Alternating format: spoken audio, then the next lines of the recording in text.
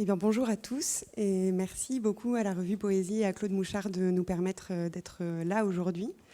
En mai et en septembre 2018, puis en février cette année, nous étions sur l'île de Lesbos, en Grèce, pour y organiser des ateliers d'initiation à la radio.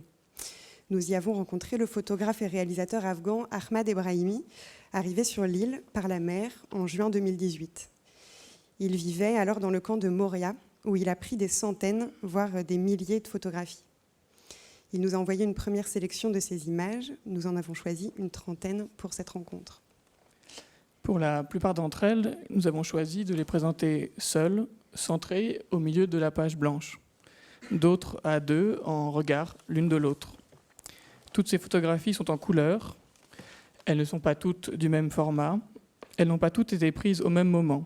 L'hiver, l'été, après la pluie, à la tombée du jour, dans l'après-midi, au lever du soleil, etc., etc. Des choses reviennent cependant. Des portraits de gens debout ou assis devant les tentes où ils vivent, les tentes, des scènes de la vie quotidienne, le ciel. L'île de Lesbos est à quelques kilomètres des côtes turques. Ahmad Ebrahimi est arrivé à Lesbos en plein après-midi. Mais le plus souvent, c'est de nuit qu'arrivent ou meurent par la mer ceux qui espèrent vivre en Europe. À leur arrivée, ils sont entassés dans le camp de Moria. C'est une ancienne base militaire dans laquelle la Grèce et l'Union européenne ont aligné des tentes et des containers. Dans ce camp conçu pour 1500 personnes, ils étaient 10 000 en septembre dernier, encore 5 000 en février. Ils sont bloqués sur l'île et ils espèrent obtenir l'autorisation d'aller à Athènes. Ils ne savent pas combien de temps ils devront attendre, 6 mois, 1 an. En septembre dernier, certains savaient qu'ils devraient attendre leur entretien jusqu'en 2020. Le camp de Moria est installé au milieu des arbres. Le camp possède sa propre prison. À l'intérieur du camp, il n'y a qu'un seul médecin. L'été, les gens étouffent sous la tôle des containers ou le tissu des tentes. L'hiver, il neige et il gèle. En janvier, un homme jeune, est mort de froid. Souvent, le Meltem souffle et emporte les toiles des tentes.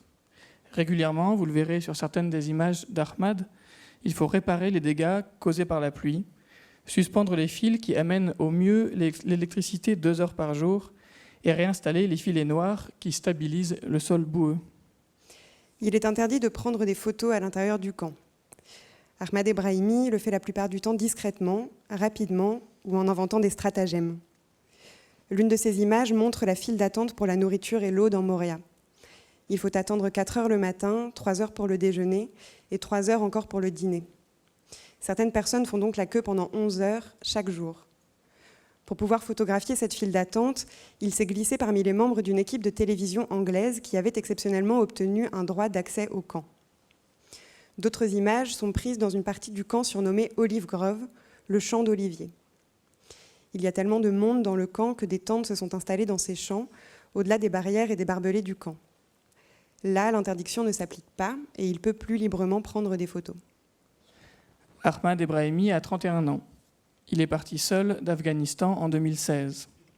Depuis son arrivée à Lesbos, il photographie le camp de Moria, où il vivait quand nous l'avons rencontré.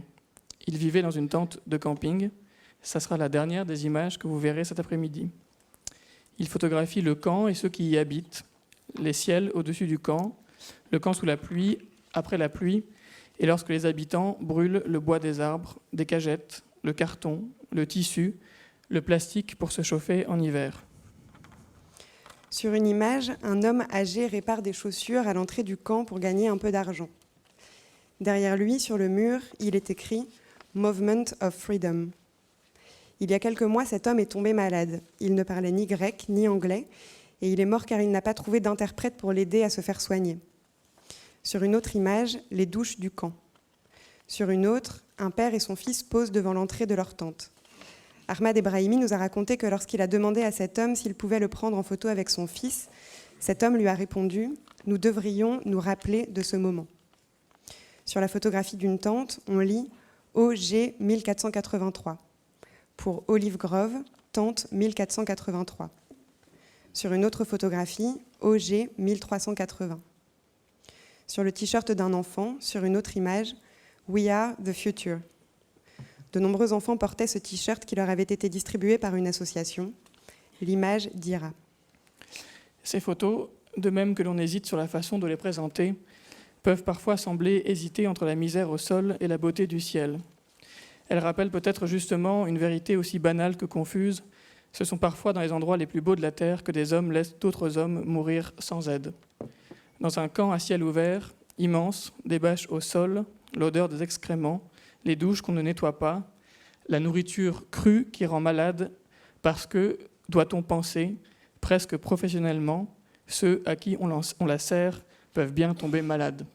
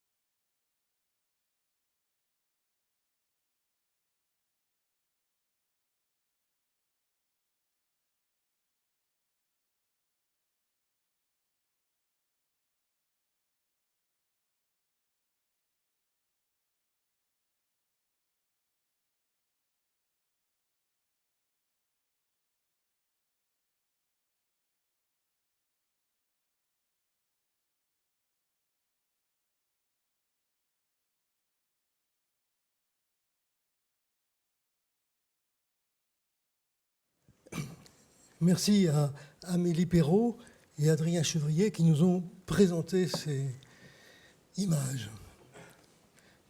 Ça nous regarde, se dit-on, en voyant ça. C'est bien sûr Michel Deguy qui devait présenter, ouvrir cette rencontre. Malheureusement, il s'est aperçu un peu tard qu'il avait au même moment un engagement en Roumanie. Donc Michel est actuellement en Roumanie. Je ne vous dis pas les reproches dont je l'ai accablé. Bon, c'est comme ça. Jean-Luc Nancy, qui n'a pas pu venir, il souhaitait venir, Jean-Luc Nancy nous a envoyé un texte que Gisèle Berkman va nous lire. Ça s'appelle « Brève visite en l'hôtel de poésie ». Et c'est en fait le commentaire par Jean-Luc Nancy d'un poème de Michel Deguy. J'entre au beau milieu d'un poème. Comme toujours, dans ces baraques, des portes sont ouvertes entre les strophes, entre les vers parfois, même aux césures. Presque rien que des portes ouvertes ou entrebâillées. C'est accueillant, même si on ne sait pas trop quel accueil on vous fait. Mais sans conteste, c'est accueillant. Pas comme un texte de droit, de philosophie ou de sociologie qui exige des protocoles d'admission. C'est un poème de Michel Deguy intitulé « L'Iconoclaste ». Pourquoi ce titre, je ne sais pas. Je verrai bien. J'entre par cette petite porte accueillante. La poésie est l'hôte du poème, de la circonstance. Quelle est la circonstance? Mais voici l'essence de l'hôte. On ne sait pas qui sait. Je reste là pour le moment. Il y a de quoi faire. C'est une définition de la poésie. Elle est un hôte, c'est son être ou son emploi. Elle ne fait que ça, recevoir, accueillir des hôtes. La poésie est un hôtel où peuvent descendre des poèmes. C'est son rôle, son office. Elle n'existe que par là.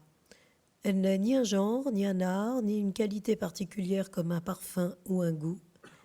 Elle consiste à être hospitalière au poème.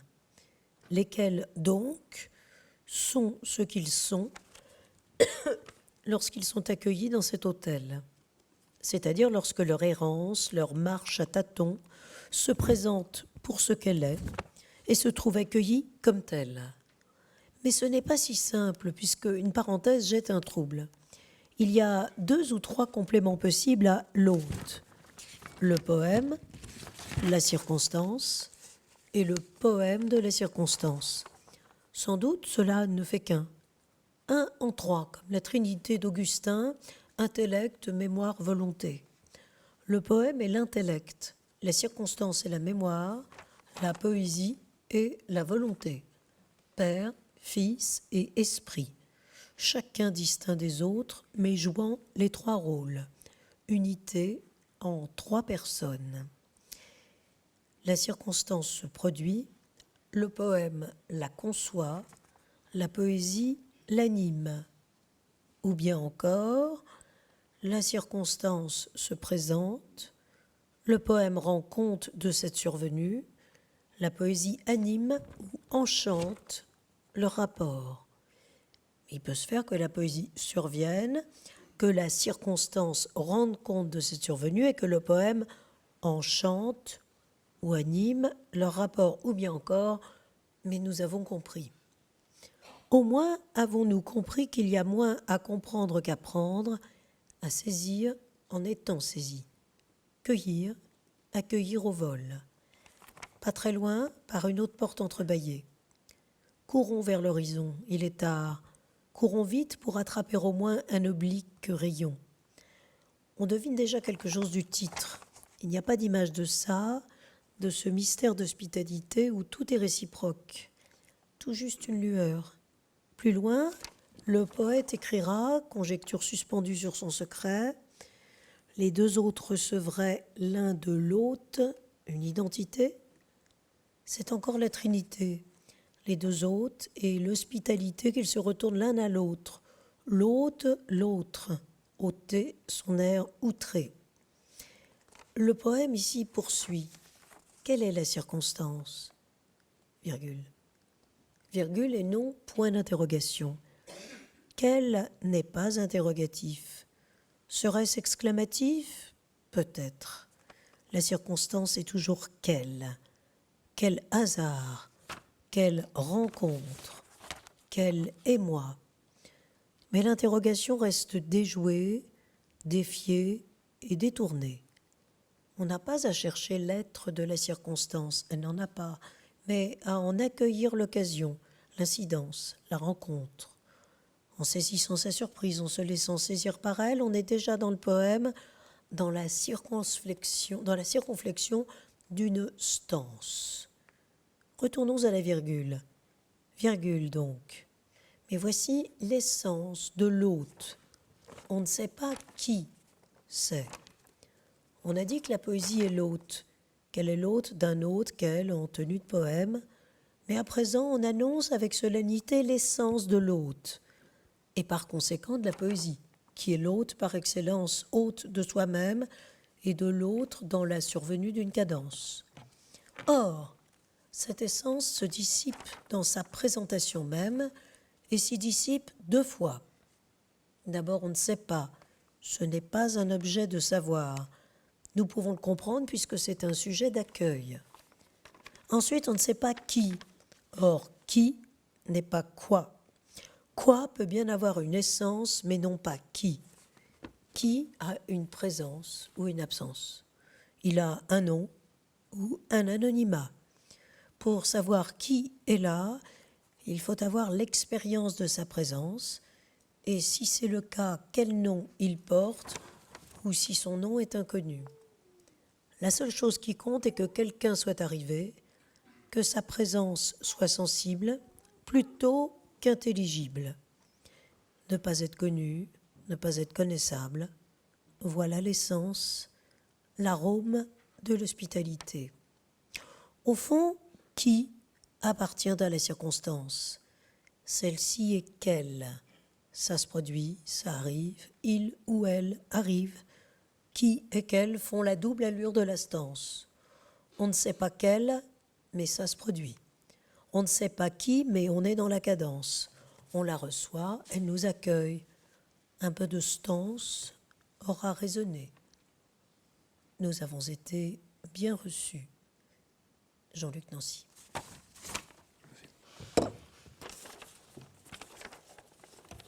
La poésie, la poésie haute par excellence, dit Jean-Luc Nancy.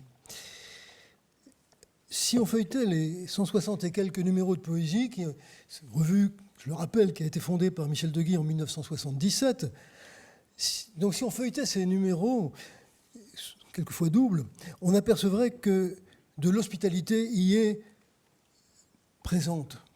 Je ne dirais pas partout, mais souvent, et souvent de manière inattendue. Bien sûr, c'est un poncif que de rappeler que depuis Homère, depuis l'Odyssée, j'ai moi-même écrit là-dessus il n'y a pas longtemps dans la revue, Michel Agier aussi a parlé de ça. Pour nous, en Occident, poésie et hospitalité sont liées.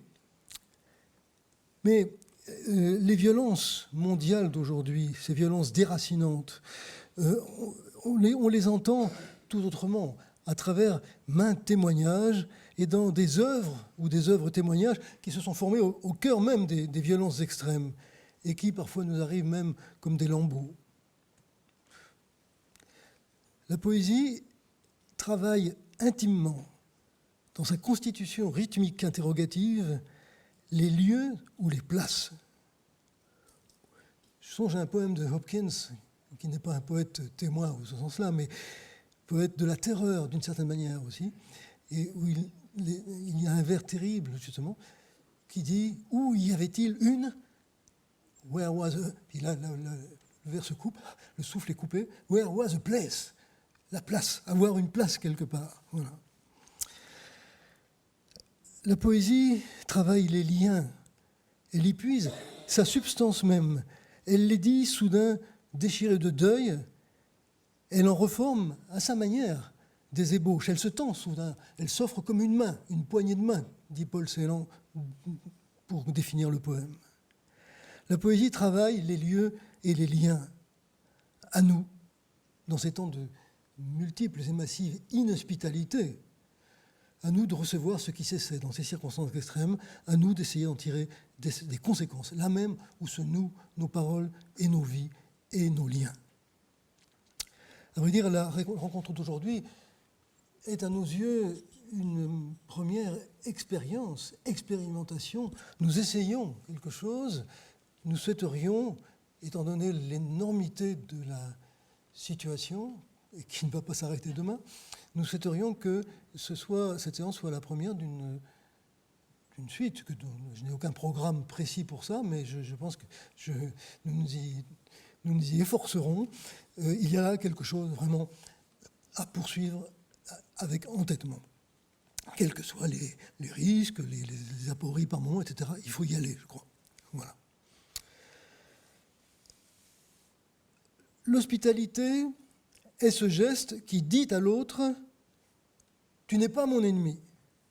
C'est une phrase de Michel Agier qui fait le titre d'un grand entretien qu'il a donné à Télérama fin 2018. Et on lit encore dans cet entretien, alors je lis la phrase écrite dans le texte de Télérama, « À l'inquiétude face à la crise des migrants, l'anthropologue Michel Agier oppose le droit à la mobilité et à l'hospitalité. » Je ne vais pas donner ici la bibliographie de Michel Agier, ce n'est vraiment pas le moment, elle est essentielle pour nous, mais nous ne sommes pas dans des circonstances académiques. Donc cette bibliographie, vous la trouverez sur Internet. J'ai ici, sous la main, deux ouvrages de Michel Agier, « Au bord du monde, les réfugiés », ça répond très bien aux images qu'on a vues tout à l'heure, et puis ce livre, je crois que c'est le plus récent, « L'étranger qui vient, repenser l'hospitalité ». Voilà. Michel Agier a collaboré au numéro Afrique 2 de Poésie. Nous avons fait 2 numéros consacrés à l'Afrique, aux Afriques au pluriel. Il a collaboré par un texte intitulé « Voyage, paysage, portrait d'Afrique, matières brutes à réflexion ». Nous espérons que cette collaboration se poursuivra. Déjà, elle est en train de se poursuivre. À tout le monde. Merci beaucoup. Merci Claude pour cette invitation, cette initiative de réfléchir à une possible poétique de l'hospitalité. Si je pense qu'une poétique de l'hospitalité est possible et nécessaire, c'est parce que j'ai beaucoup plus de doutes et c'est un peu mon terrain de réflexion sur la politique de l'hospitalité. Le terme de politique de l'hospitalité est beaucoup utilisé, parfois beaucoup trop. Et en revanche, je crois qu'il y a tout un espace de parole qui naît de la relation particulière qui se noue dans ce qu'on appelle l'hospitalité. Et je crois que là c'est l'espace des poètes. Et d'ailleurs, Claude lui-même, hospitalier et poète, en donne l'exemple. Alors, ce dont je vais parler aujourd'hui, c'est d'une rencontre avec un artiste en migration ou un poète migrant que j'ai rencontré dans le cadre d'un programme de recherche que j'ai coordonné pendant 3 ans qui s'appelle Babels, ce que les villes font aux migrants. Et donc ce que les villes font aux migrants, ça a été de laisser ce poète pendant plusieurs semaines en dessous du métro aérien vers le quartier de la Chapelle, puis quelque temps à Calais et ailleurs, et jusqu'à ce que des collègues de ce programme de recherche le rencontrent, se rendent compte que derrière les habits du migrant et derrière le visage de ce qu'on appelle un migrant, il y avait un poète, et on commençait à l'écouter, et on a commencé à l'écouter, on a fait des rencontres dans des librairies, on a commencé à essayer de publier ces poèmes. Et donc, je voudrais là vous lire un petit texte que j'ai écrit pour parler de lui dans la revue Tumulte, qui est parue fin 2018, avec quelques-uns de ses poèmes. Donc, ce poète s'appelle Hassan Yassine. Mon texte, je l'ai intitulé « Poète sans papier ». Si quelque chose émerge comme une culture ou un art de la migration contemporaine, quelque chose qui, par exemple, se situerait dans l'histoire de la littérature de l'exil et serait en train d'en réécrire une page, alors cela voudrait dire que ce moment qui nous concerne, nous alerte et à propos duquel, depuis le milieu des années 90, nous ne cessons de proclamer inquiets qu'il est en train de marquer un tournant de l'histoire mondiale, ce moment où tout le monde s'est mis à frémir, bouger et se réorganiser, nous faisant davantage terriens et terrestres. Cela voudrait dire donc que ce moment existe au plus profond des âmes et des corps parce qu'une trace en est créée. C'est tout cela qui est en jeu dans la reconnaissance non seulement de la migration comme scène littéraire, Laurent Godet, Marie Cossenet, Jean-Marie Gustave Leclésio, Marine Diaye, Delphine Coulin, Patrick Chamoiseau et beaucoup d'autres sont des artistes qui ont mis la migration des autres, nos frères migrants, dans leurs récits et leurs poèmes, mais aussi dans la reconnaissance de la migration comme expérience contemporaine de la littérature, créant maintenant de la littérature, celle des migrants artistes, des artistes sans maison, sans état, sans papier. Tout un autre chapitre de la littérature d'exil, donc, serait là sous nos yeux, en train de s'écrire dans nos villes qui sont les leurs, sans avoir à demander nos permissions parce qu'elles sont sur leur route d'exil. C'est quand il a lu l'article d'une journaliste qu'il avait rencontrée porte de la Chapelle, au nord de Paris, un article intitulé « 1 kilomètre de déchets », évoquant les campements sous le métro aérien entre les stations de la Chapelle et Stalingrad, qu'Hassan a répondu en diffusant auprès de ses amis et connaissances le poème « La malédiction ». Sous le métro, sous la tente, il écrit ses poèmes sans papier. Il écrit là où il les diffuse, sur son appareil smartphone, très peu phone et beaucoup d'autres choses, Hassan a en lui tout ce dont parle la crise migratoire. Responsable d'une ONG venant en aide aux indigents à Khartoum, il est harcelé et mis en prison 45 jours par le gouvernement soudanais qui lui reproche de faire une mauvaise publicité pour son pays, d'autant qu'il a eu auparavant quelques contacts avec des organisations internationales qui parlent beaucoup trop de droits de l'homme. Il avait travaillé quelque temps pour la section belge de Médecins sans frontières, puis il avait créé sa propre organisation.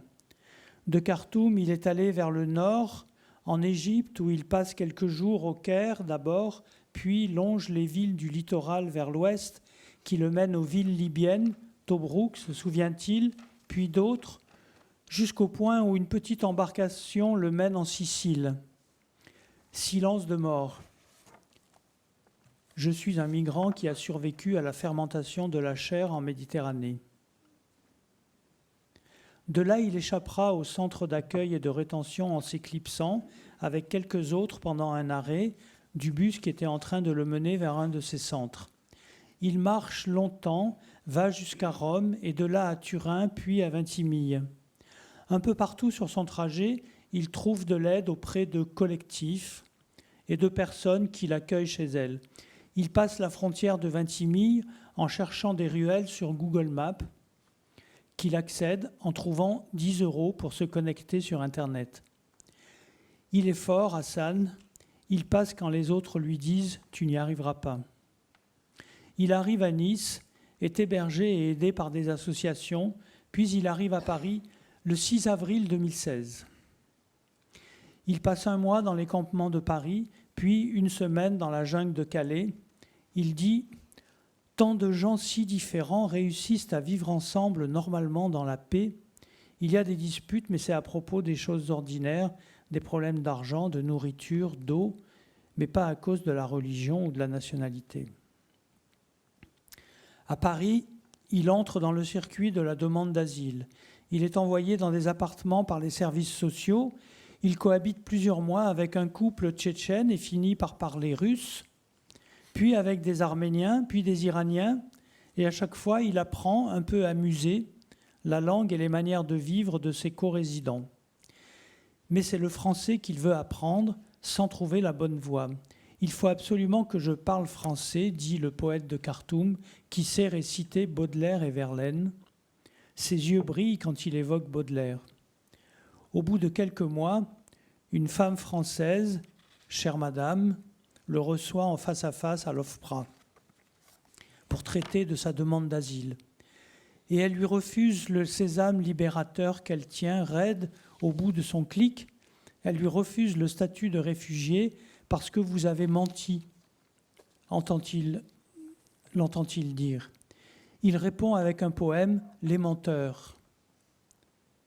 Pas assez de prison, 45 jours pourtant, pas assez de harcèlement policier, de fonds coupés à son association, pas de preuves tangibles, photos, attestations du sort fait à un enseignant et militant associatif. C'est le poète qui répond. Hassan préfère les poèmes d'amour et de rêverie, mais sa poésie répond pour lui aux agressions. C'est la poésie qui lui permet de dire qu'il vit avec la peur, son amie secrète. C'est encore elle qui lui permet de répondre à l'aberration qui a consisté à répandre la rumeur selon laquelle les migrants seraient les auteurs de harcèlement sexuel au quartier La Chapelle.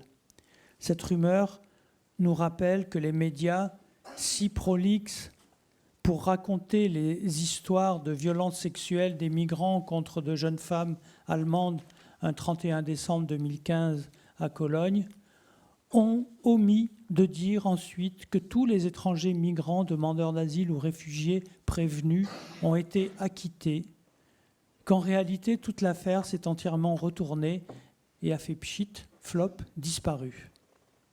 Où sont-ils passés les pourfendeurs justiciers qui ont voulu convaincre l'Europe qu'accueillir des migrants, demandeurs d'asile, réfugiés, c'était risquer le viol de nos femmes et nos filles? Pas un pour dire « nous nous sommes trompés, nous reconnaissons que nous avons quelques préjugés et que cela nous empêche de regarder les gens eux-mêmes en face pour ce qu'ils sont, des sujets pensant et éprouvant leur vie capables par leurs mots de repousser les fantômes répugnants qui se sont imposés à nous comme un voile sombre, lourd, si lourd sur nos yeux. Ce n'est pas comme ça que nous traitons les femmes, dit Hassan. Vos mots nous offusquent, nous suffoquent, nous indignent. Et il écrit sur son smartphone et il lance à la cantonade le poème « Quartier-la-Chapelle ». C'est ainsi dans ce combat féroce qu'une nouvelle littérature d'exil est en train de naître, celle des artistes migrants. Dans la douleur, dans la violence, la haine des États pour les sans-États et le souffle de vie de la solidarité ici et là. Je vais donc vous lire de Hassan Yassine, « La malédiction », écrit à Paris en 2016. Je suis une malédiction, je suis la malédiction incarnée, suspendue à ma corde secrète, attachée à l'utérus du ciel. J'entends les cris du vent et les pleurs aux alentours, je parle aux fleurs autour de moi et j'admire le chant des murs, ces murs de mon isolement infini, et la peur, mon amie secrète. Rien ne me donne le sentiment de sécurité. Vous, les passants face à moi, ne demandez pas la miséricorde en mon nom, comme pour un pécheur dans l'attente du pardon. Détournez le regard, n'ayez pas pitié de moi. Donnez-moi un sac noir pour que j'y rassemble ma désolation, ma défaite et mon anéantissement, pour pouvoir le mâcher et l'avaler. Donnez-moi du feu pour que je brûle mes saletés. Je suis une charogne qui empuantit votre air jusqu'à vous faire détester vos corps élancés, parfumés d'essence florale de Paris.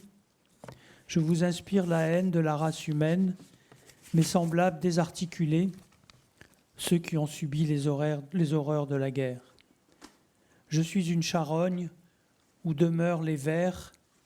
Je ne serai ni leur dernier rêve, ni leur dernière demeure, ni ce qui reste de leurs souvenirs. J'ignore le jour de ma mort. Laissez-moi reprendre souffle, fermer les yeux pour me réveiller au paradis. Je n'ai envie de rien, rien ne me séduit plus, même pas le baiser de l'enfant que j'aurais pu avoir, ni la jouissance au moment de sa conception, ni même la pénétration d'une partie de moi dans les vagins, berceaux de mes espoirs incertains. Priez pour que mon heure arrive vite, le moindre regard vers moi ne vous inspire que dégoût. Laissez-moi quitter votre monde d'artifice où je n'existe pas. Je suis un anonyme sans identité, sans papier, un tas de détritus face à vos portes. Je m'abandonne entre vie et mort.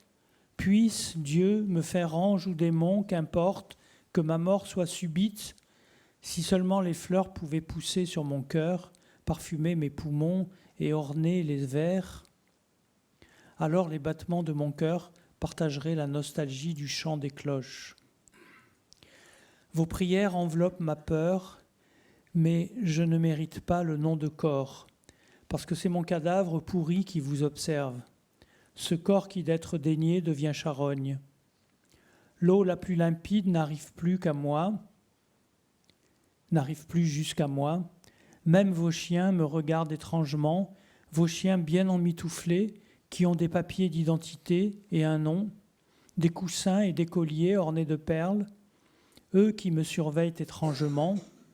Ô Dieu que je respecte, quand m'accorderas-tu ta miséricorde pour autoriser mon cœur à s'arrêter, mon cœur empli de fleurs empoisonnées, cette boule qui ne se lasse jamais, son battement m'épuise et m'exaspère. Il n'y a pas pire mot que réfugié à jeter à la figure d'un homme. Des strates de saleté couvrent ma peau et la réchauffent de puanteur. Vos parfums perturbent les poux incrustés dans mes cheveux. Vous, les passants, devant moi. Je suis un migrant qui a survécu à la fermentation de la chair en Méditerranée pour finir de fermenter dans les rues de Paris. Ces rues qu'on nettoie au petit matin, moi pas. Je suis le mensonge de ce monde, je suis cette humanité venue d'Adam, surmédiatisée, dont les stratégies municipales se débarrassent Ils instituent des milliers de commissions, ils dépensent des sommes colossales pour m'arracher aux racines des arbres où je suis imbriqué. Alors je ne sais plus si je suis un lambeau de chair ou un pavé. Ce monde me nie, il renvoie mes frères à leur destin de torturer et d'accuser, assassinés au nom des conventions internationales après avoir échappé au contrôle de police à Rome, aux prises d'empreintes maudites, venues des fleuves de sang africains pour sombrer plus bas que terre. Mais pourquoi ? Parce que je suis un réfugié qui pue, allongé, espoir bloqué et horizon bouché, perdu, je meurs à la naissance des fleurs, dans le silence de l'éclosion.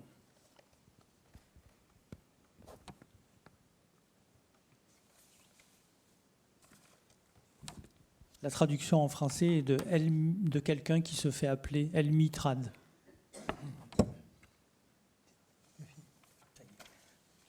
Merci beaucoup.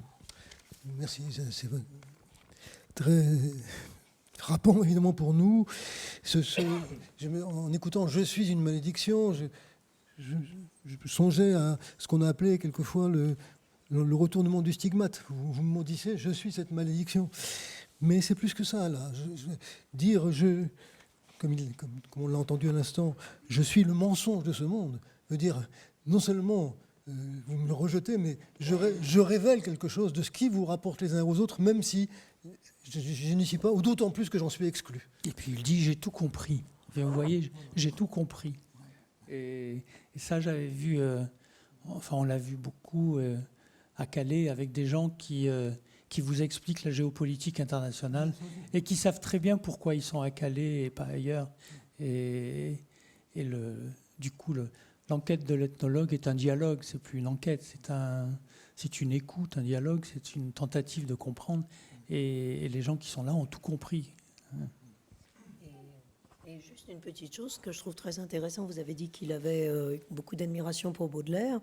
On voit tout l'intertexte baudelairien apparaître, que ce soit La Charogne ou même Enfer ou Ciel, qu'importe. Et la façon dont c'est réinvesti dans sa poésie, c'est extrêmement frappant, je trouve. Merci beaucoup. Donc je continue, le temps nous presse évidemment. Catherine Cocchio avait cru pouvoir être avec nous aujourd'hui et ça s'est finalement révélé impossible. Je ne vais pas présenter Catherine Cocchio, elle a déjà participé à nos entretiens. Simplement ceci, pour aller très vite aujourd'hui, que je rappelle qu'en tête de notre numéro Poésie Afrique 2, alors où est-ce qu'il est, je ne sais plus, il est là. En tête de notre numéro Poésie Afrique 2, elle avait publié et présenté le témoignage d'un jeune migrant soudanais du nom de Yousif Aliem. Et Laurent va nous lire des fragments du témoignage de Yousif Aliem. Réaction chimique. Pendant la traversée cette nuit-là, de l'eau salée a commencé à infiltrer le bateau. On ne savait pas d'où elle venait. C'était une petite fuite, mais ceux d'entre nous qui étaient sur le sol du bateau ont réalisé qu'il serait bientôt recouvert d'eau. Je ne pouvais pas rester ainsi à ma place, donc j'ai demandé à quelqu'un qui était assis sur l'un des réservoirs d'essence de changer de place avec moi. Il a accepté d'un air heureux, et pendant une seconde, je me suis demandé pourquoi il avait cet air heureux. Nous avons péniblement changé de place, et au bout d'une minute, j'ai réalisé que j'étais assis en enfer, parce que le carburant, mélangé à de l'eau salée, provoque une sensation inimaginable pour le corps humain. J'ai subi beaucoup de douleurs et de tortures, mais celle-ci restera la plus pénible de ma vie. C'était comme de l'acide, et je n'oublierai jamais cette douleur. Même si la nuit semble longue, le matin finit par arriver. Le jour s'est levé, nous étions dans le même bateau et dans la même eau, mais les lumières avaient disparu. La fuite devenait de pire en pire. Les gens au fond du bateau étaient à moitié recouverts d'eau. Au bout d'un moment, nous avons entendu le bruit d'un hélicoptère. Puis l'hélicoptère est apparu dans le ciel et tout le monde a souri. Si le bateau avait eu des lèvres, il aurait souri aussi. Vous pouvez demander à n'importe quel migrant le moment le plus heureux. Il vous répondra que c'est celui où il a vu l'hélicoptère de sauvetage. Les gens ont commencé à faire de grands signes et après un moment, nous avons vu le navire. Et cela nous a pris 2 ou 3 heures pour nous en approcher.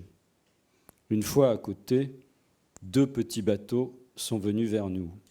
Là, ils nous ont dit qu'ils étaient de la marine irlandaise, qu'ils étaient là pour nous aider. Ils nous ont jeté des gilets de sauvetage et ont emmené les femmes et les enfants, puis ils sont revenus nous chercher pour nous emmener avec un petit bateau jusqu'au navire. Mais ils ont réalisé qu'ils ne pouvaient pas faire comme ça parce qu'on était trop nombreux. Ils nous ont alors demandé « Qui est le capitaine ?» On a tous répondu « Il n'y a pas de capitaine ». Ils ont rigolé et nous ont demandé « Comment vous êtes arrivés jusqu'ici alors ?» On a répondu « On ne sait pas ». Et pour moi, c'est le moment le plus drôle. Un type a alors dit « Hé, toi !» en montrant du doigt le capitaine. « Tu conduisais le bateau, on t'a vu ?» en montrant l'hélicoptère. Le capitaine n'a pas répondu et n'a pas bougé. Ils ont décidé que l'un d'entre eux conduirait le bateau. Il est monté à bord, mais il n'a pas trouvé la clé pour mettre le moteur en marche. Je pense que le capitaine, dans un geste de joie ou de peur, l'a jeté avec le GPS et le téléphone. Ils ont dû utiliser la clé de leur bateau. La petite Europe. On est arrivé près du navire, ils ont lancé l'échelle sur un autre bateau, entre notre bateau et le navire. Ils nous ont désignés un par un pour monter sur le pont du bateau. Quand on est arrivé sur le pont, quelqu'un nous a contrôlés, contrôle de sécurité. Après, j'ai découvert qu'il y avait déjà 400 personnes arrivées avant nous. Le bateau était rempli de migrants. À ce moment, quand j'ai regardé ceux qui travaillaient sur le bateau, je ne les ai pas vus comme des humains, mais comme des anges. Vous penserez peut-être que je ne devrais pas les appeler des anges, parce que beaucoup de gens aident, et eux, c'est leur travail. Mais de mon point de vue, ce sont les premières personnes qui m'ont aidé, et elles étaient tellement gentilles avec nous, c'est comme ça que je les vois.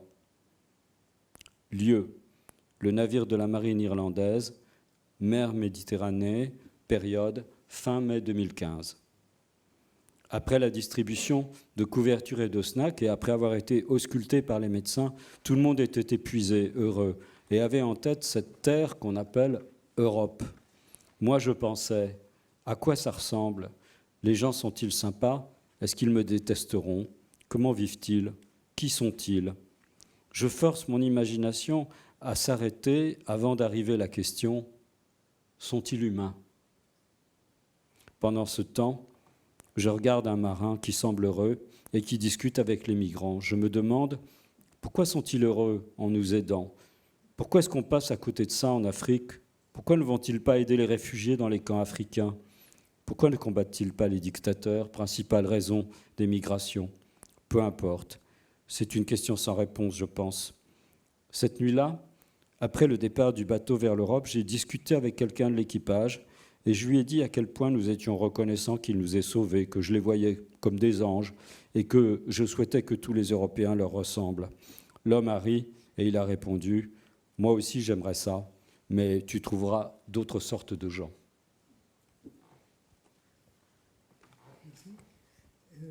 Je vais peut-être ajouter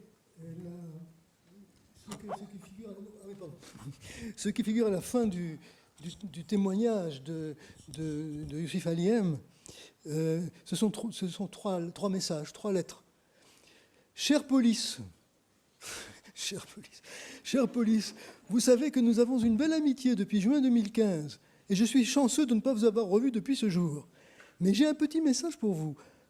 Vous n'êtes pas des dieux en ce monde. Vous respirez le même air que celui que nous respirons. Vous buvez la même eau que celle que nous buvons. La différence entre nous, c'est l'uniforme et le badge que vous portez. Cessez d'être les instruments des politiciens. Essayez d'être des humains et de faire votre vrai travail, protéger et servir. Deuxième message, deuxième lettre.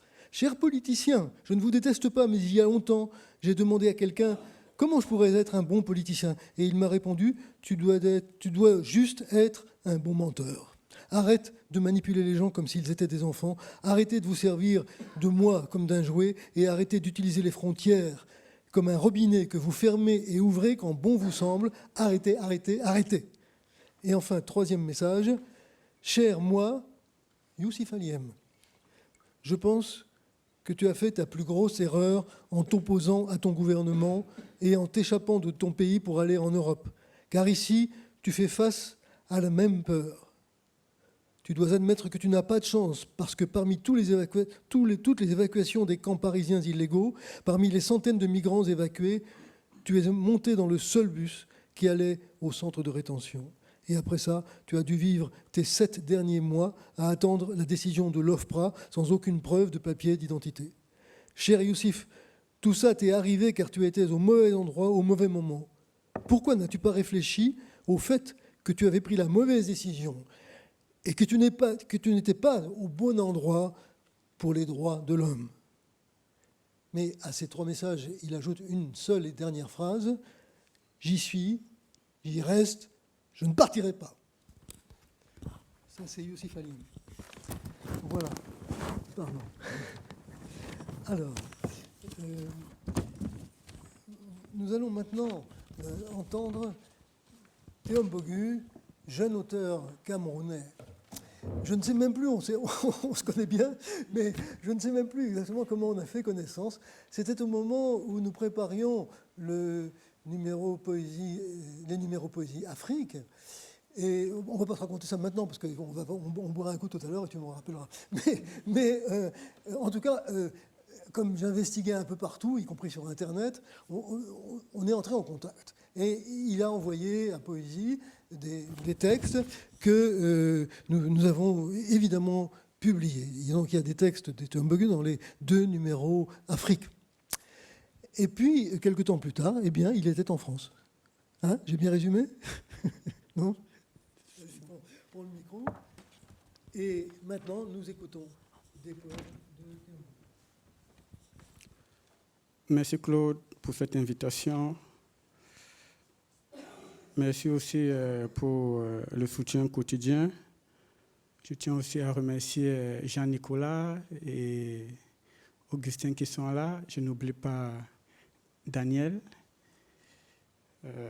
Je viens du Cameroun et j'ai été en quelque sorte contraint de m'exiler en France parce que nous vivons aujourd'hui l'une des plus vieilles dictatures au monde. Notre président actuel a 86 ans et le dernier conseil de l'ONU a parlé du Cameroun, c'est la première fois. Donc on vivait une dictature ignorée jusqu'ici.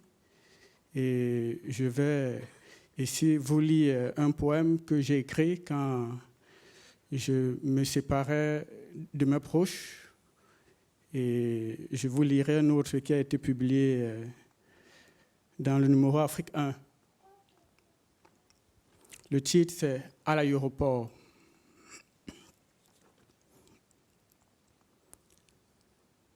La salle d'embarquement était pleine de visages qui me ressemblaient ce matin-là. Une femme s'est approchée de moi. Elle m'a regardé. Je l'ai regardée.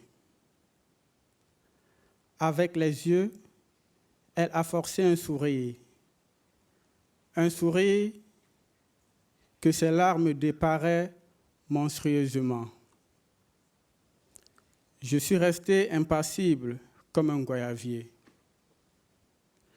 J'avais oublié de lui rendre son sourire. À vrai dire, mon omission n'était pas volontaire. L'odeur du sang m'avait désappris à sourire. Elle m'a tendu, avec son même sourire en larmes, une feuille de papier pliée en 4. Je l'ai dépliée avec la même impassibilité. La feuille était remplie de ratures et de gribouillis. Elle m'a regardé. Je l'ai regardée. « Tu voyages ?» m'a-t-elle demandé. Je suis resté comme un goyavier, les yeux rivés sur la feuille de papier. Elle m'a dit, n'oublie pas.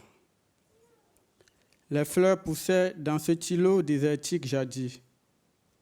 Ce îlot que tu laisses derrière toi n'étaient pas encore dépeuplées. Les sources de rire et de sourire coulaient le long de ces rues. Ce n'était pas un ciel rêvé, ni un paradis retrouvé. Ce n'était qu'un îlot habitable, un îlot à visage humain, faisant bon accueil aux passants venus des lointains. Elle m'a regardé. Je l'ai regardée. Elle a continué. Maintenant, dans cet îlot perdu au cœur d'immenses vagues de sable au sud du Sahara, le pépiment des oiselets a fait place au crépitement des mitrailleuses et les monceaux de cadavres ont remplacé les fleurs.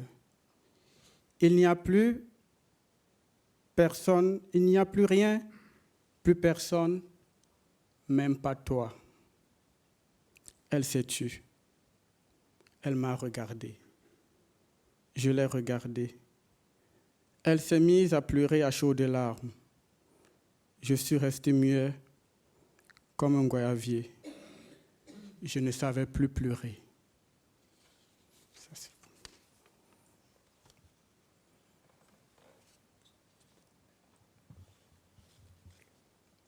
Le second poème. La vie sous les ponts. Tout quitter et tout laisser. Courir sans regarder en arrière. Voir ses proches périr à coups de machette. Se taire et se cacher. Marcher subtilement dans la nuit. Traverser les frontières et immigrer. Immigrer pour échapper aux mailles de la mort. Pour essayer de vivre quand même. De reconstruire une vie. Une vie écartelée. Une vie en suspens. Mais quelle vie? Les ponts. Savez-vous ce que veut dire être sans papier, sans abri, sans domicile fixe? Tout quitter pour vivre sous les ponts? Pouvez-vous vous imaginer la longue marche au désert, la rude traversée de la Méditerranée, avec tous ses risques et périls, parce qu'on n'a plus d'alternative? J'ai vécu sous les ponts, quand je quêtais en vain un abri, une parole, une chaleur humaine. Je me rappelle toujours ces enfants qui me regardaient tous les matins, étrangement, en me montrant du doigt et en susurrant à leurs parents, « Voilà l'habitant des ponts. » J'ai vécu dans le propre, comme tant d'autres, la vie dans l'errance, sur les trottoirs, sous les ponts, sans sou et sans espoir d'en avoir. J'ai vécu ce que personne n'aimerait vivre, l'isolement complet.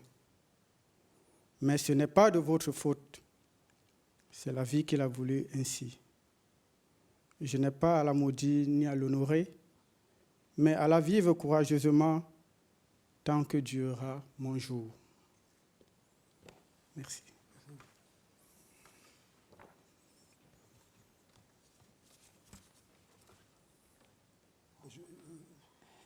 C'est pas quoi.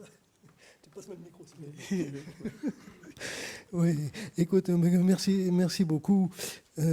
Si tu me corriges si je dis une sottise, mais il me semble qu'en un sens, c'est par la poésie que tu as trouvé des amis en France. On peut dire ça? C'est pas romantique et tout, non? C'est assez réel.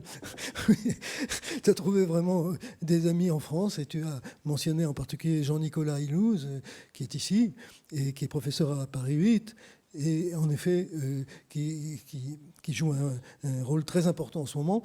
Théo Mogu, c'est son pseudonyme si on veut, mais je l'appelle comme ça parce qu'on a décidé que c'était comme ça,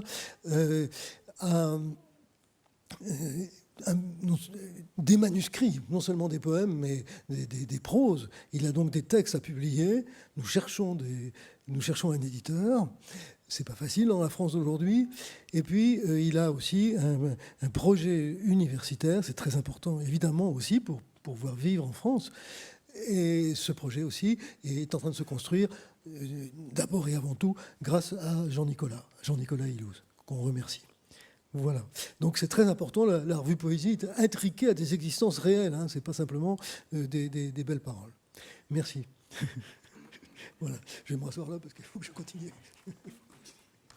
Merci beaucoup.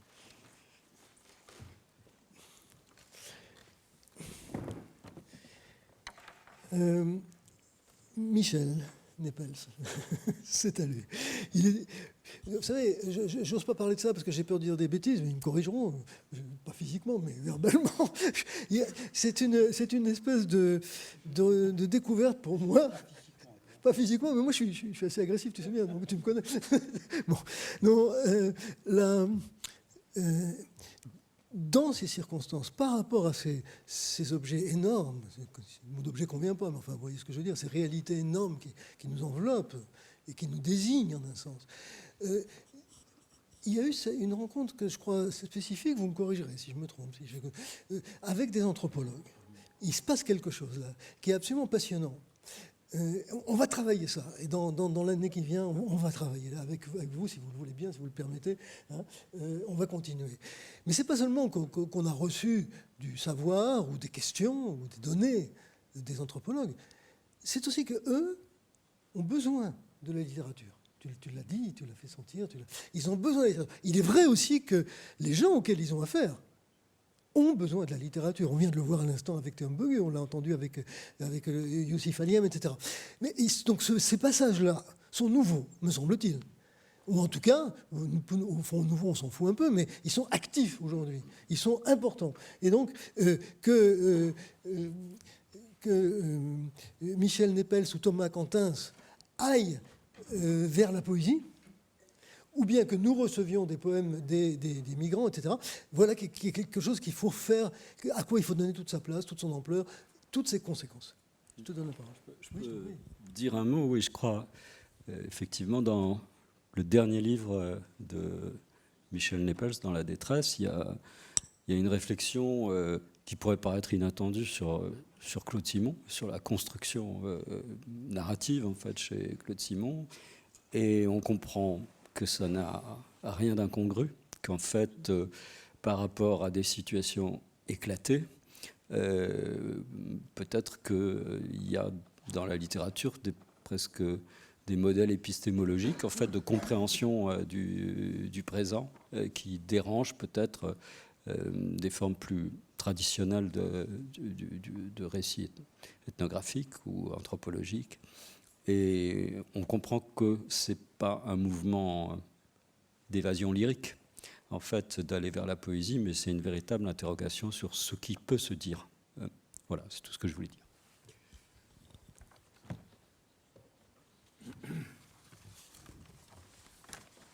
Merci beaucoup pour cette invitation. Quand j'ai envoyé des textes à Poésie, je ne les ai pas envoyés comme anthropologue, mais comme auteur de textes, de poésie. Et Claude Mouchard m'a encouragé, invité à réfléchir plus avant à la jonction entre ces différentes activités d'écriture. Je vais essayer de le faire un petit peu sous la forme d'un glissement assez rapide.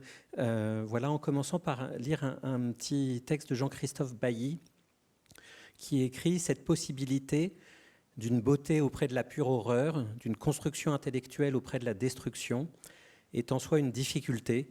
Elle est en vérité la question nodale de tout reportage, de toute activité qui se donne la vérité ou l'adhérence au sujet pour but. » Alors, évidemment, les sciences sociales et la littérature, l'anthropologie et la poésie sont des jeux de langage très différents qui n'ont pas les mêmes contraintes, pas les mêmes libertés, pas du tout les mêmes modes de relation avec les circonstances ou avec la vérité. C'est d'ailleurs une question compliquée pour la poésie.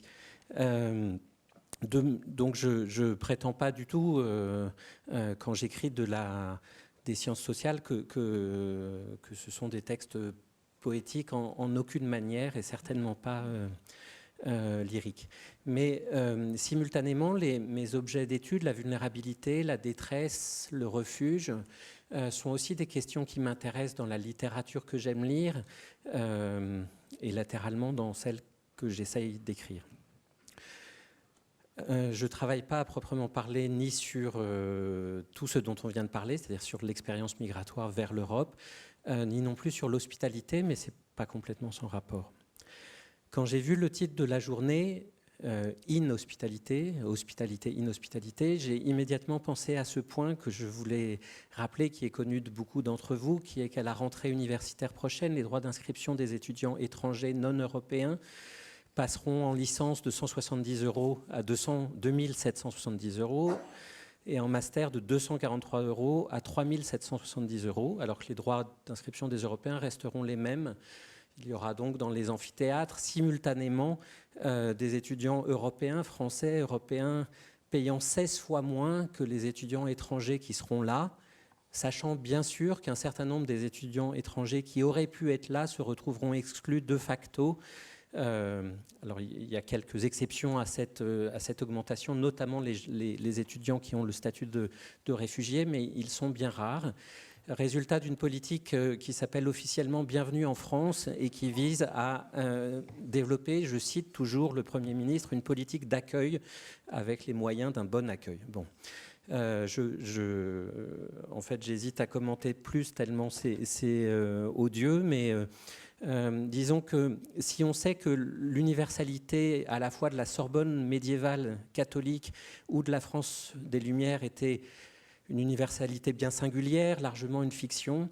Simultanément, on peut dire que les étudiants auxquels j'ai eu la chance d'enseigner et avec qui j'espère continuer à travailler, espèrent aussi trouver dans l'université la liberté de pensée et d'expression, comme l'égalité de traitement entre les étudiants, quelles que soient leurs origines, leur sexe, leur orientation sexuelle, leur nationalité ou leur religion, et que cette mesure s'en prend directement à cette possibilité.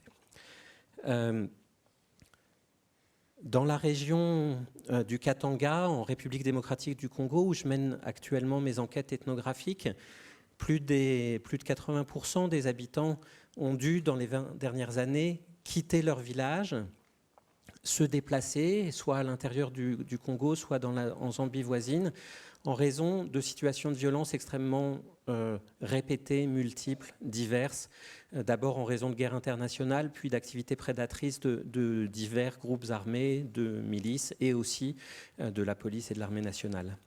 La perspective du déplacement est omniprésente et confronte tout le monde à une épreuve marquante de vulnérabilité accrue à partir d'une situation sociale qui est déjà préalablement au déplacement marquée par le dénuement et l'incertitude. Bref, les horizons temporels de mes interlocuteurs se retrouvent extrêmement fragiles, extrêmement fragilisés. Par exemple, semer sans savoir si on récoltera, construire un abri en ignorant s'il faudra fuir. La question de l'abri et de la vulnérabilité sont intimement liées et font écho à la vie d'épreuves administratives sans fin, d'attentes, de dissimulation, de citoyenneté déniée, d'emplois non déclarés, d'identité masquée que rencontrent ici les migrants que les associations que vous pouvez rencontrer régulièrement. L'expérience, la manière dont ces expériences sociales, qui ont des conditions sociales qu'on peut décrire, qui ont des contextes historiques qu'on peut décrire, qu'on peut analyser en sciences sociales, la manière dont ces expériences troublent les subjectivités, impliquent les subjectivités, n'est pas forcément accessible d'une manière très simple au processus empirique d'enquête des sciences sociales. Et c'est dans cette réflexion que dans le petit ouvrage qui a été mentionné, que la littérature a pu constituer pour moi une ressource, parce que les jeux de langage de la littérature donnent accès, donc une fois de plus avec d'autres contraintes et d'autres possibilités, donnent accès à quelque chose de l'expérience subjective, et c'est pour ça que dans mon métier, ça m'est particulièrement précieux. Mais pour terminer ce glissement, je vais lire deux des poèmes qui ont été publiés par Poésie dans le numéro 163, qui n'était donc pas un numéro Afrique, mais l'ensemble des textes que j'ai publiés s'intitule Isba, donc c'est pas sans rapport avec la question du refuge. C'est un ensemble de 9 textes, je vais vous en lire 2, le premier et le dernier.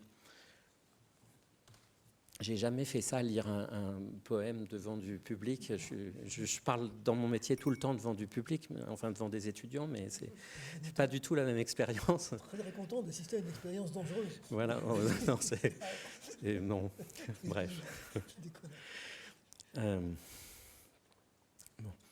Je m'arrache la feuille de charme, la libellule et les folioles, la poussière rouge, la cellule et la douche à l'eau froide, mes empreintes mouillées pendant que je ramasse les images pieuses des jeunes africaines célébrant la Sainte Famille occidentale sur le béton nu, l'intensité très variable de l'ampoule nue sous laquelle, plein nord, le filament que parcourt 60 ou 100 ou même 150 volts, un peu comme on hésite entre Anophèle et asphodèle. Chat, je t'interdis de laper le lait de la noix de coco, les gouttes d'eau le long du cou, sur le sol, à côté des empreintes de pas qui sèchent déjà.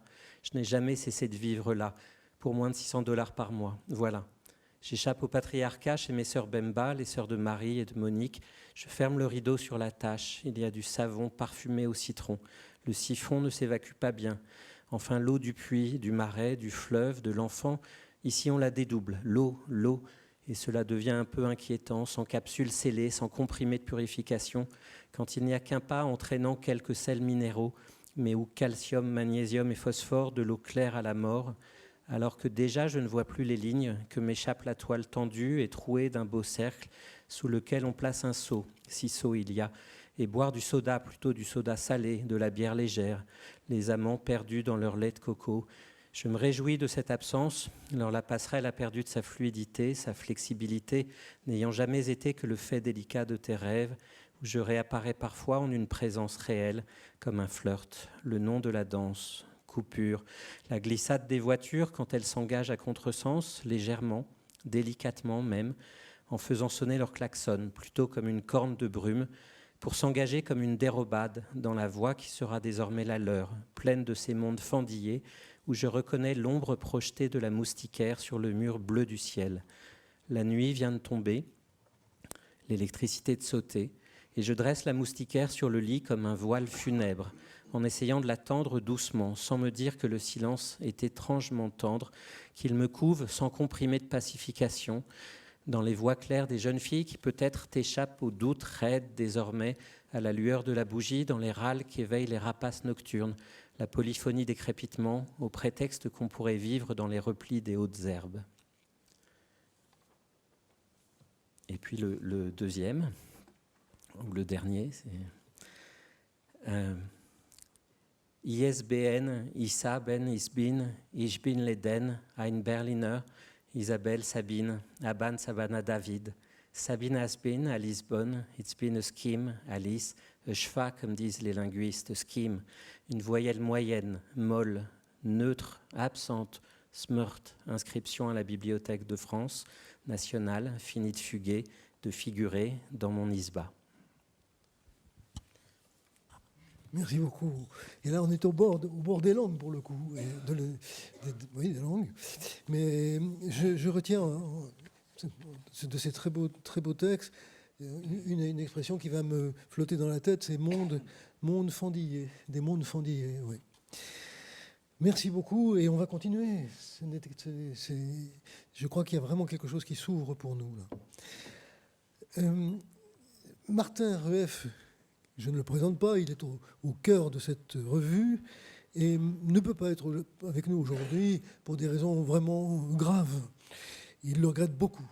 Mais il a beaucoup traduit dans la revue, bien sûr, le grand italien De Signoribus, et en particulier des textes extrêmement forts, terribles, sur Lampedusa, sur l'accueil des migrants, etc.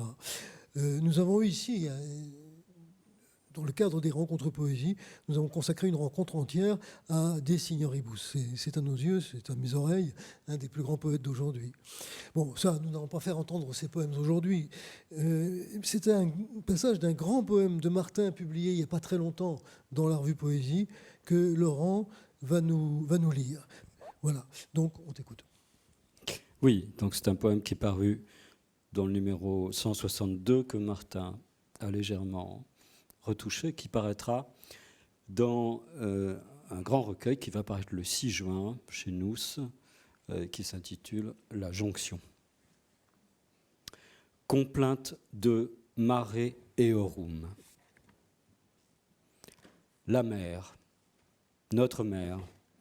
Si une mère peut aujourd'hui être dite à quelqu'un, la voici ouverte, béante, jamais il n'y eut de mer semblablement ouverte.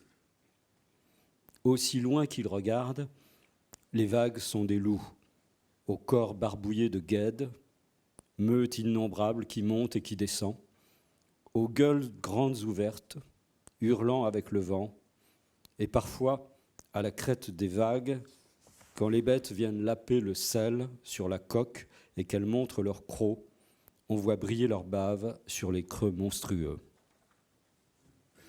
Pleurez, doux alcyon, pleurez. Ils crient, ils tombent, ils sont au sein des flots, et nul Tétis n'a soin de les cacher, nulle troupe n'a cœur à les pleurer, et la mer argentée leur sert de couverture, et le ciel étoilé est en eux, et la mort au-dessus d'eux, au-dessus de leur corps emporté seul, dont la mer fait peau neuve. Les dernières bulles, seules libérées par les corps asphyxiés, cyanosés bientôt, du flanc enfant d'un zodiaque noyé, et qui remonte en étoiles d'or, émeraude mouvante, bleue, verte et vleu, mon bonhomme, émeraude louve en vagues louvoyantes. À la surface, comme des cristaux méduses, ou l'inverse, tant d'eau, d'espoir fait lit, et de mots inaudibles venus des Afriques profondes, remontés sans filet, autre que de voix tues et oripeaux. Injury, où ces couronnes d'épines, flottant au fil des copeaux de vagues, l'un d'argent, l'autre de plomb, couronne vide sur l'abîme. Seigneur, Seigneur, de tout sang, Seigneur, vous les avez abandonnés, toujours et sans pourquoi, comme la mer et sans pourquoi. Et ce sont les injures faites aux hommes transportés, déportés, aux femmes transportées, tripotées, aux enfants transportés, emportés. Ô Dieu, vous les avez abandonnés. Injury, aux enfants d'abord. Injury, aux femmes d'abord. Injury, aux hommes d'abord.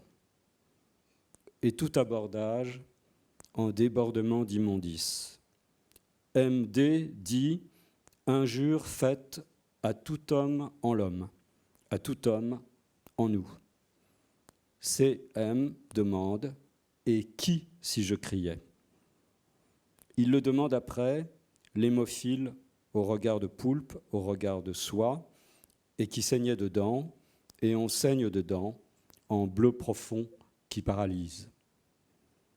Et comme dans le cloître de Florence qui illustre le calvaire, des mitraillettes à soufflet, des crachats, des bouches pour se moquer, traîtres mots d'abord et faux amis, promesses, puis insultes à gogo, d'un bled ancien, négro, bico, bougnoul, rat, niggers, niggers, niggers, injury, injury, injury. Ce que disent les bouches d'ombre qui Lucie vocifèrent, qui Lucie prolifère, partout à ciel ouvert. Et des coups sur la tête, de bas en haut, à casser les dents, et des brusqueries, à casser les côtes, et parfois même, passeurs, trépasseurs, charrons, charognards, pour flinguer les corps jeunes, vigoureux, dévigorés et refrigorés dans leurs survêtements, leurs tongs, t-shirts blancs, leurs bleus de travail, dans la nuit comme des voiles sur les bateaux qui dodelinent, ou les dents dans la nuit de la bouche et de l'intérieur des joues, rouges muqueuses, éclairs, et un coup dans la nuque peut-être, un coup pas même précis, ou même juste poussé, jeté à la mer, la mort rôde à la surface et s'enfonce dans le lait noir, dans le lait amer, bu soir et matin, rebu en tasse, en tasse, en tasse, comme rond de fumée recraché à la surface des ondes et remonté des noyers. Et chaque mot et chaque rire est une épine, une enceinte d'épines, couronne de cicatrices bleues et staphylate d'écume, et chaque épine un éclat de sanglots, une corne de sanglier, remontée, redescendue dans la forêt liquide, des crevasses ouvertes, comme la déchirure de fruits bleus aux lèvres blanches de moisissure.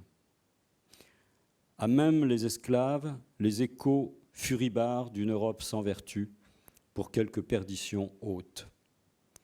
Toute la mort en lait bleu déployé, et pour toute écume le lacet et l'hawaïenne qui flotte renversée, décorée des bandelettes bleues et du noir cyprès, se mêle au vent, peau noire sur peau noire. Le dialogue du voyage au bout de la nuit, la scène se passe sur un zodiaque. Ah, l'Europe, ce siècle de vitesse qu'ils disent, le siècle des changements qu'ils nous racontent, des communications qu'ils nous chantent. L'Europe, c'est la race des vainqueurs, des champions du monde. Et nous, nous sommes les vaincus, et nous courons chez eux, les vaincus, et nous mourrons vaincus à fond de cale, où ils nous repêchent vaincus, et ils nous acceptent vaincus, ou nous repoussent vaincus, et nous nous installons chez eux vaincus, avec leurs produits qu'ils nous vendent et que nous fabriquons vaincus. Mais cette défaite de vaincus vaut mieux, vieux vaut, que notre propre mort.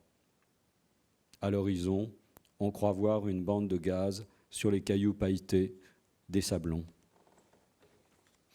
Pleurez, pleurez, doux alcyons, pleurez, jusqu'à ce que la mer se referme sur eux et les couche sans repos dans la charpie humide qui recolle à nos yeux. Ce ne sont plus que des vagues et la fleur orange du gilet qui encadrait le visage noir, iris au pistil d'esquinte et au sourire d'écume, l'oubli bleu, cendre, l'a englouti.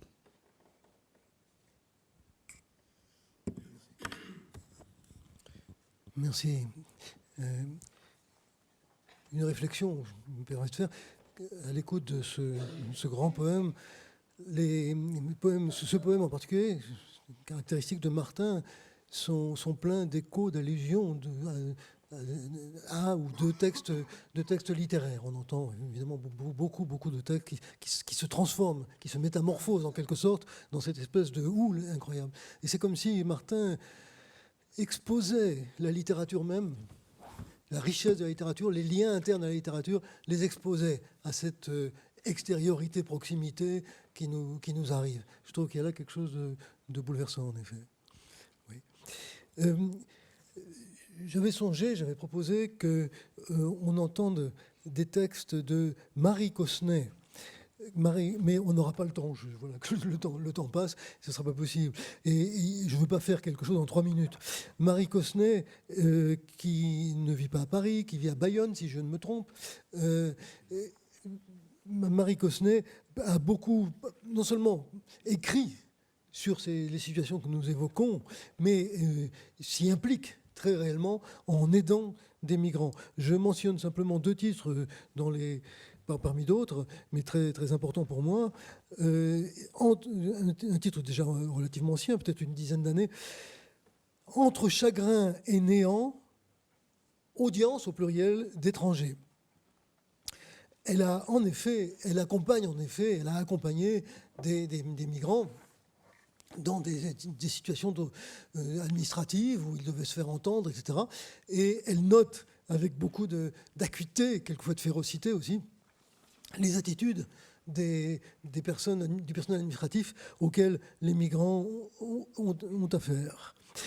Et puis, il y a cet autre livre, ce n'est pas les seuls, Comment on expulse, responsabilités en miettes. Comment on expulse. Et on voit sur la couverture, c'est aux éditions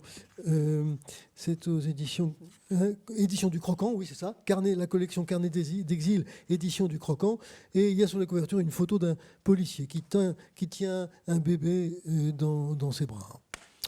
Donc je pense qu'il vaut mieux renvoyer vraiment la lecture de Marie Cosnet à une séance ultérieure, à laquelle évidemment nous tenons beaucoup. Est-ce que Thomas Quentins accepterait de lire, je vois rien là dans la salle, accepterait de lire des textes qui sont parus dans le même numéro. Où est-ce qu'il est? Je ne sais pas. D'accord.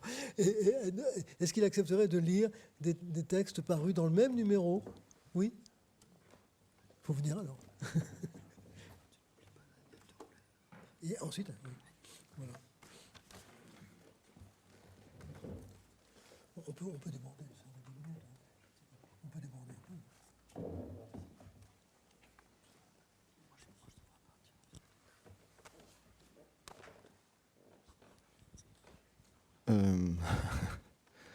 Merci Claude. J'ai le même syndrome en fait que.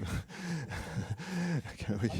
C'est-à-dire que on a l'habitude de parler effectivement devant peut-être des amphithéâtres ou dans des conférences, mais on a assez peu l'habitude de lire des textes, surtout des textes. Donc en fait, moi je travaille comme anthropologue et comme chercheur sur. Alors je me sens un petit peu un imposteur par rapport à vous d'une certaine manière. C'est qu'en fait je travaille sur ce qu'on a appelé des frontières fragiles, c'est-à-dire les zones du lac Tchad.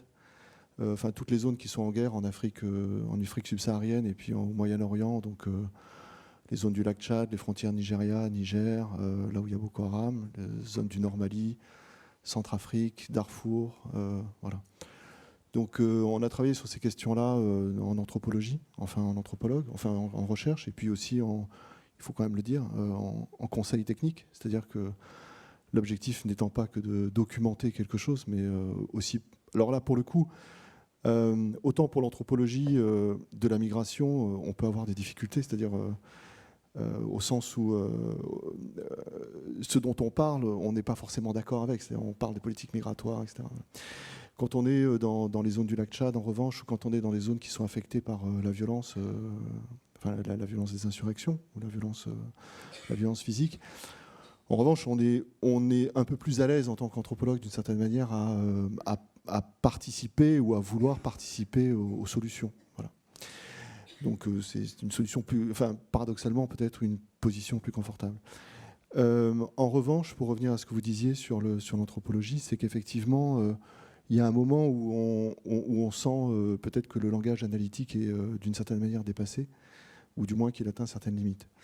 Et qu'on n'est plus dans la discussion ou dans l'argumentation ou dans la volonté de convaincre, mais qu'il y a quelque chose qui s'exprime et qu'on a envie tout simplement je sais pas, d'avoir une manière peut-être plus violente d'en parler, en quelque sorte, voilà, qui n'est pas forcément analytique, mais qui relève peut-être du symbolique. Voilà. Alors je sais pas, c'est vous le professeur, je sais pas quel texte je dois lire. Alors là, ça je le prends très mal. Non, ne le prenez pas mal. Je sais pas, en fait, je vais peut-être en lire un seul parce qu'il y en a un qui m'a, je crois qu'on est un plus pressé par le temps. Il y en a un qui m'a marqué. Donc, on travaillait avec une armée dans la zone du lac Tchad. Et cette armée, on a participé, en tant que conseiller, puis en tant qu'anthropologue, chercheur, on a participé à des interrogatoires. Voilà, des interrogatoires d'insurgés, de gens qui étaient faits prisonniers de Boko Haram notamment. Et à un moment donné, on nous a emmené donc des gens. Et parmi ces gens-là, il y avait un enfant. Voilà. Un enfant qui a à peu près l'âge du mien. Et donc, c'est plutôt pour parler de lui, à la limite. Voilà. Donc, ça s'appelle L'enfant et la chaise. L'enfant se tord sur sa chaise incongrue, son corps hésite. À l'air chaud, les broussailles piquantes. Aux nuits sans toit, les matelas par terre. Aux journées sans mur, un monde sans chaise. La chaise, quelle bêtise. C'est l'outil de ceux qui n'ont pas d'outils. C'est le bois qui ne pique pas les fesses. C'est plat, une chaise, et si loin du sol.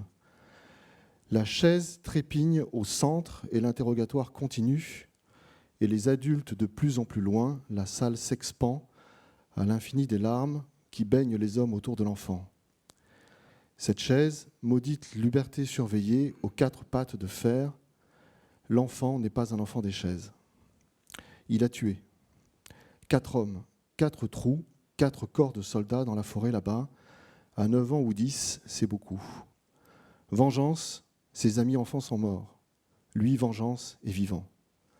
Vengeance, la chaise bascule, le corps ne tombe pas, il est là, vengeance, sur une chaise d'adulte.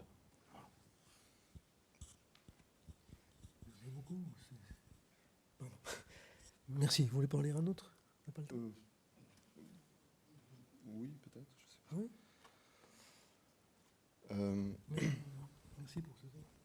Donc, le deuxième, c'était lorsqu'on était à Mogadiscio, et il y a eu un attentat suicide en fait en ville. Donc ça s'intitule Les hommes de l'entre-deux.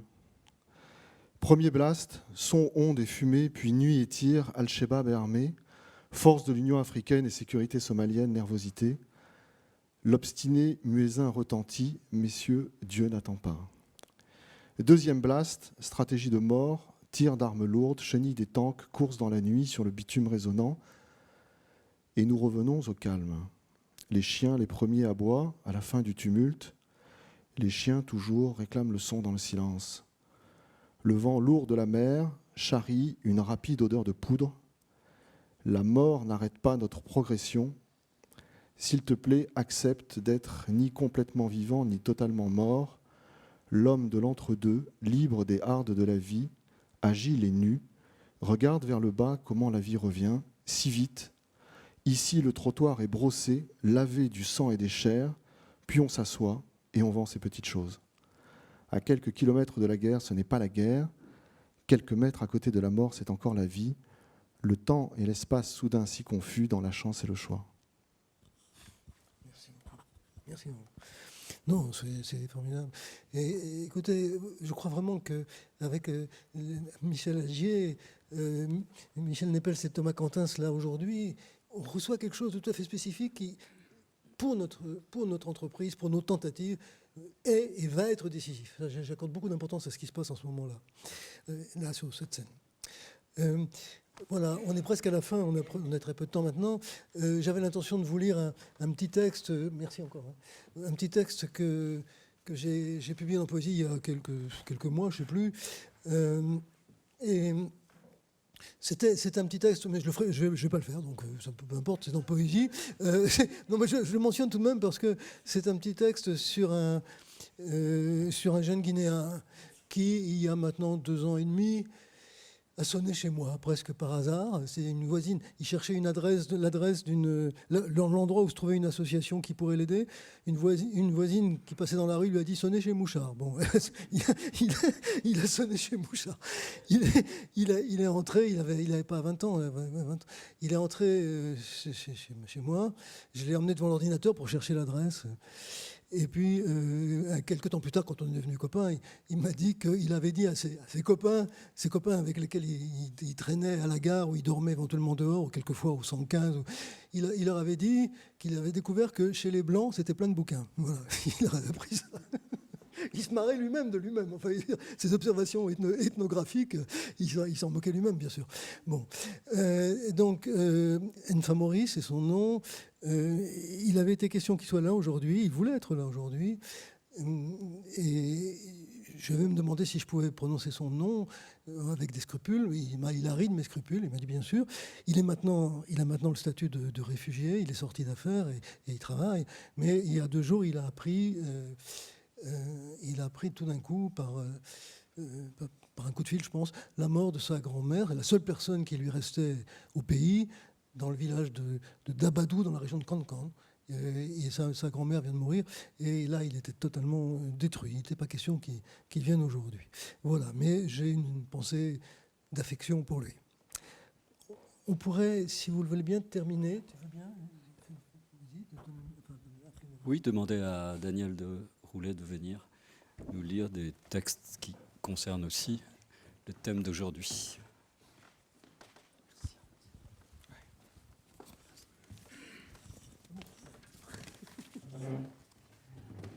Bonsoir. Il se trouve que j'ai 2 amis plasticiens à Zurich qui signent B&S et qui ont écrit Handbook for Uncertain Migration, c'est-à-dire un mode d'emploi pour la migration. Et ils ont fait ça pour toutes sortes de pays et ils distribuent cette petite brochure à des tas de gens. Et on peut savoir comment s'échapper de l'Érythrée, de l'Afghanistan, des Émirats unis, de la Syrie, de la Somalie, de l'Iran, du Maroc. Et j'ai adapté un ou deux de ces textes. Je vais peut-être lire l'Afghanistan, comment c'est le mode d'emploi, et le mode d'emploi de la Syrie, et peut-être l'Iran. Alors, mode d'emploi pour une migration incertaine. Est-ce que tu crois à la guerre sainte? Voudrais-tu faire partie de cette guerre? Si tu n'y tiens pas, reste caché, attends 20 jours qu'on prépare ton voyage. Ton maître te presse, il veut que tu rejoignes la guerre sainte. Après les cours, il vous enseigne comment manier les armes. Ton maître te veut. Pour le calmer, ton père lui a donné 2000 $. Un voisin pourra t'aider. Plusieurs fois, il l'a fait pour tes semblables. Le prix sera élevé. En ville, tout le monde sait que vous avez de l'argent. Pour organiser ton transfert, ton père paiera 4000 $. Il te donnera 400 $. Tu prendras un minibus pour Nimrous, descendras du bus dans un garage, attendras qu'une voiture passe, qu'on te dise de monter. Un homme t'amènera jusqu'à la frontière du Pakistan. Tu guetteras quelqu'un qui te demandera de le suivre. Tu ne seras plus seul. Vous traverserez la frontière à pied. Pour 30 heures, vous serez ensemble. On vous fournira à boire, à manger. De l'autre côté, 3 pick-up vous mèneront à une grotte. Vous attendrez 3 nuits. Ceux qui pourront payer 25 $ recevront un morceau de pain et 2 œufs. Pour continuer le voyage, tu devras payer encore. Tu as de la chance. Ton père aura payé pour toi. À 1h du matin, tu partiras. Tiens-toi sur le pont du pick-up. Si tu tombes, ils ne s'arrêteront pas. Te laisseront crever sur le bord de la route. Pour arriver à la frontière de l'Iran, ça ne prend que quelques heures. En Iran, tu voyageras seul. Tu auras une adresse à Téhéran, voyage en bus jusqu'en ville et trouve l'adresse. L'aide voyagiste t'attendra. Si tu n'as pas de chance, tes passeurs afghans auront gardé l'argent, ne paieront pas les Iraniens. Alors on t'enfermera jusqu'à ce que quelqu'un paie de nouveau pour toi. Pour t'enfuir, s'il reste de l'argent de ton père, essaye de corrompre un gardien. Tu auras encore besoin d'argent, tes parents t'en feront parvenir. Trouve un autre passeur qui te conduise à la frontière turque. Dans cette zone, beaucoup de gens offriront leurs services. Tes nouveaux passeurs te montreront l'endroit où traverser la frontière. Attention aux patrouilles douanières. Ils abattent les gens au fusil à lunettes. Si tu n'as pas de chance, tu mourras. Tes passeurs te fileront à un collègue de l'autre côté. Il t'emmènera vers Istanbul en minibus. Pour la dernière étape, tu prends un bus. À Istanbul, cherche des Afghans. Fais confiance à tes compatriotes, ils t'aideront. Demande-leur comment passer en Grèce. Appelle ton père, demande encore de l'argent. Tu auras besoin de 1700 $ pour passer en Grèce. Le bateau gonflable de 8 mètres transportera beaucoup de gens. Possible que l'essence ne suffise que pour la demi-traversée. Si vous tombez en panne, tu pagaieras à la main. Avant d'atteindre une île grecque, ça peut prendre des heures. Pour tes semblables sur l'île se trouve un camp. Ne reste pas dans le camp, file à Athènes. Refais ton plan. S'il ne te restera pas d'argent à ton père, il faudra en redemander. Continue ton voyage par la route. Méfie-toi des gens et surtout des flics. Ils te détrousseront, te feront payer pour te laisser monter dans un bus ou un train. Si tu n'as pas de place pour dormir et t'endors sur un banc public, ils t'aspergeront d'eau froide. En hiver, ça peut être mortel.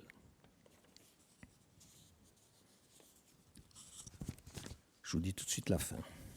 23, 24.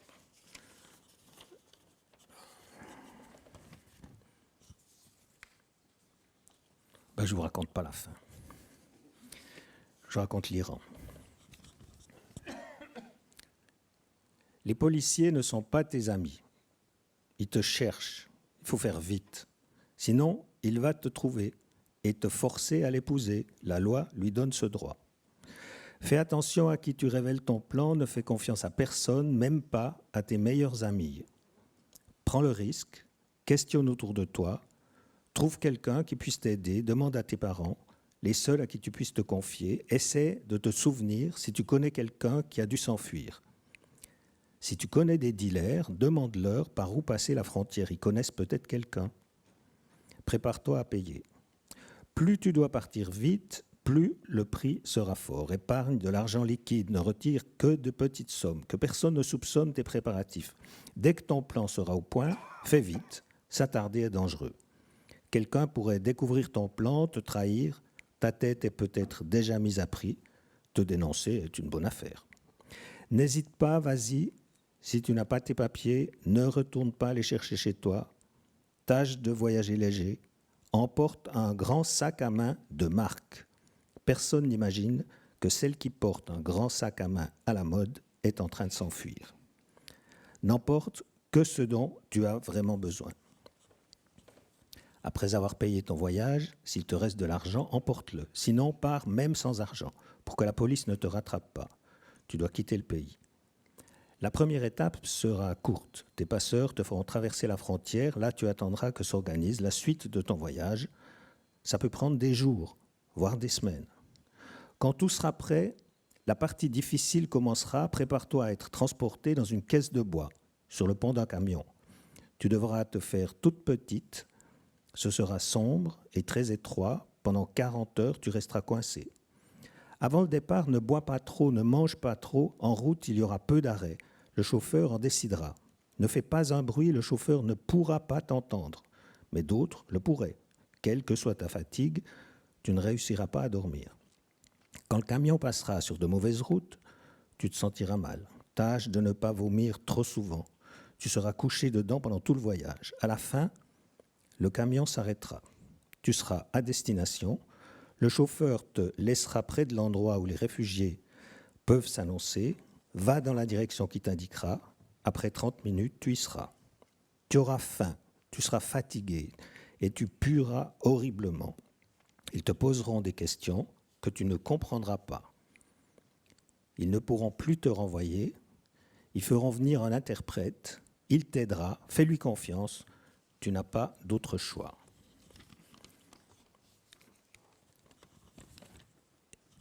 Depuis la Syrie, dernier mode d'emploi.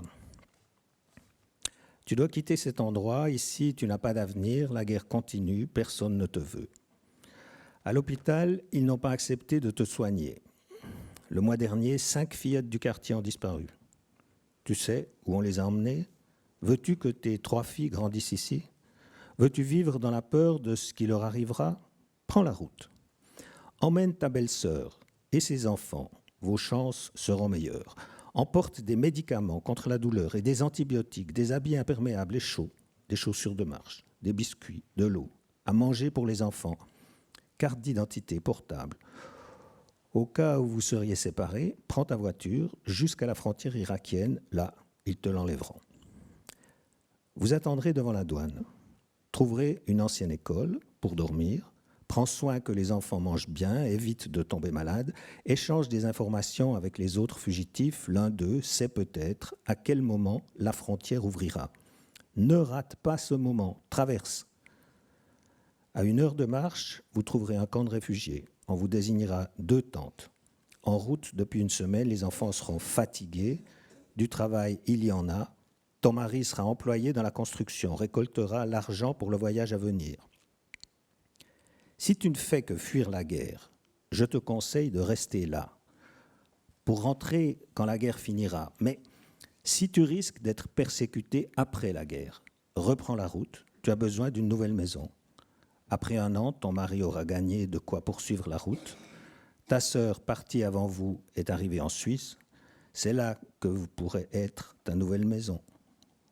Vous vous retrouveriez, reprends la route.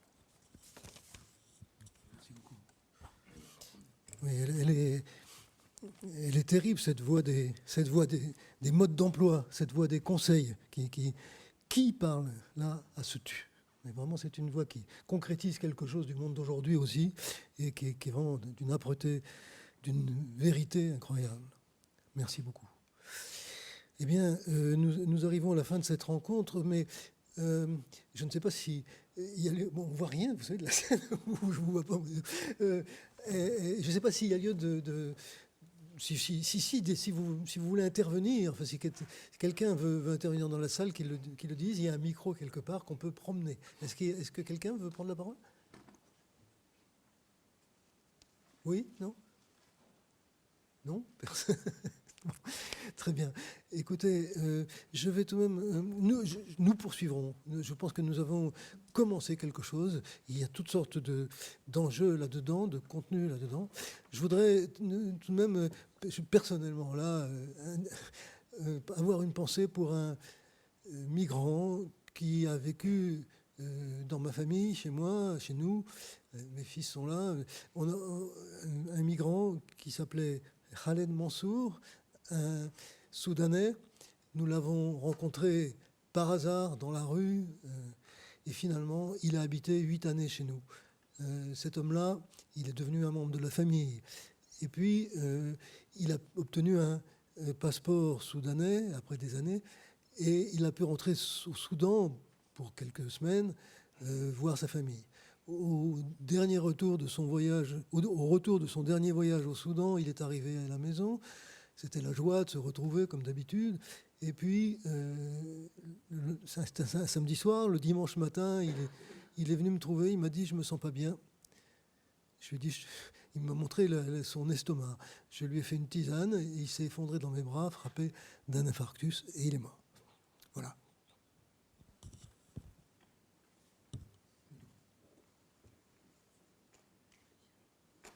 On a fini.